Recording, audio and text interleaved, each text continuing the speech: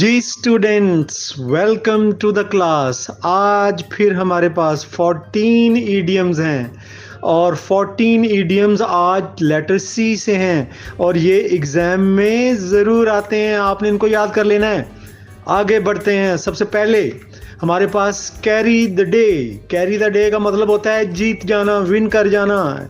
Idiom है इसमें, our team carried the day in an important match. हमारी team जीत गई एक अहम मैच में। दूसरा हमारे पास दूसरा आ गया जी, कॉल नेम्स। इसका मतलब होता है गालियां देना, गालियां देना, अब्यूज़ करना।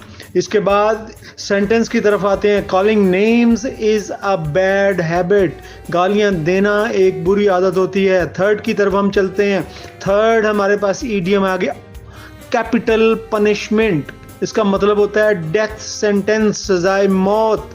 और इसके लिए सेंटेंस है हमारे पास, murderer should be given a capital punishment. कातिल को सजाए मौत मिलनी चाहिए। इसके बाद फोर्थ की तरफ चलते हैं। फोर्थ हमारे पास आ गया जी, cat and dog life. Cat and dog life वो होती है जो झगड़े की जिंदगी हो। फ्रीक्वेंटली क्वारलिंग, ठीक है जी, झगड़े वाली। और this married couple is leading cats and dog life. ये जी इसका सेंटेंस हो गया। फिफ्थ की तरफ चलते हैं। फिफ्थ में हमारे पास आ गया चीक बाई जाउल। इसका मतलब होता है साथ साथ, क्लोज टुगेदर। और इसके लिए हमारे पास सेंटेंस है, these friends are always cheek by jowl in every matter. ये दोस्त हमेशा हर मामले में साथ साथ होते हैं। सिक्स्थ में हमारे पास आ गया जी, चाइल्ड्स प्ले, बच्चों का काम, आसान बात, आसान काम, इजी टास्क। इसके लिए सेंटेंस है हमारे पास, to win a football match against Brazil is not a child's play. Brazil के खिलाफ मैच जीतना ये कोई आसान काम नहीं है, बच्चों का खेल नहीं है। सेवंथ सेंटेंस हमारे पास आ गया, क्लोज फिस्टेड। कंजूस को बोलते हैं, माइजर को बोलते हैं, ठीक है जी। सेंटेंस इसके लिए, a close fisted person always disappoints in functions. एक कंजूस आदमी हमेशा मायूसी करता है फंक्शंस में, खर्चा नहीं करता ना, इसलिए। आगे एट्थ हमारे पास ये आ गया जी, कम ऑफ एज। इसका मतलब जवान हो जाना, बालिग हो जाना, टू बिकम अडल्ट, ठीक है जी। और इसके लिए हमारे पास सेंटेंस आ गया, you can apply for NIC। NIC होता है जी नेशनल आइडेंटिटी कार्ड।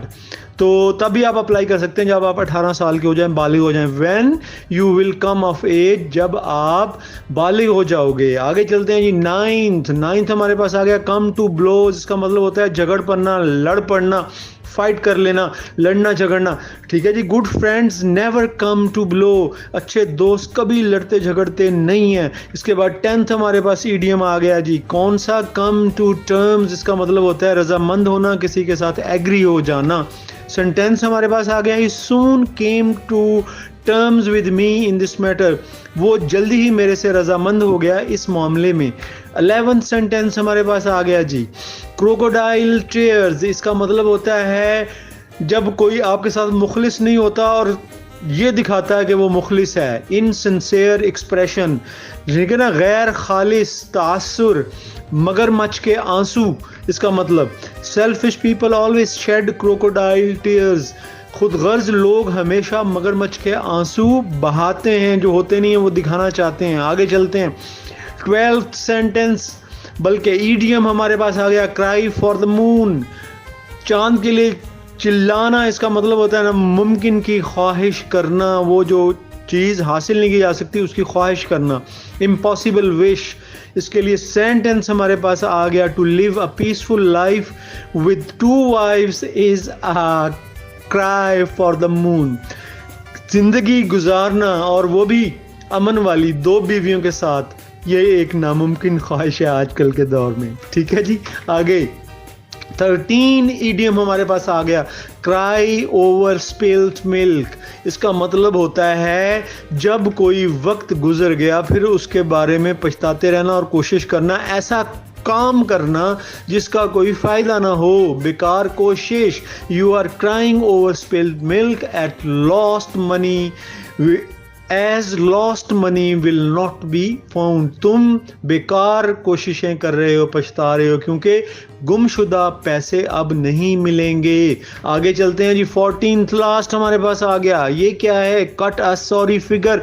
इसका मतलब है खिफ़त उठाना, शर्मिंदगी उठाना, बुरी परफॉर्मेंस दिखाना, प्रोड्यूस बैड रिजल्ट, बुरी कारकर्दगी दिखाना he cut a sorry figure in today speech. उसने आज की तकरीर में बुरी कारकर्दगी दिखाई जी। ये ख़त्म हो गया और आप बिल्कुल ताज़ा दम रहें, खुश खुरम रहें। Stay blessed for ever. मुझे दुआओं में याद रखिएगा।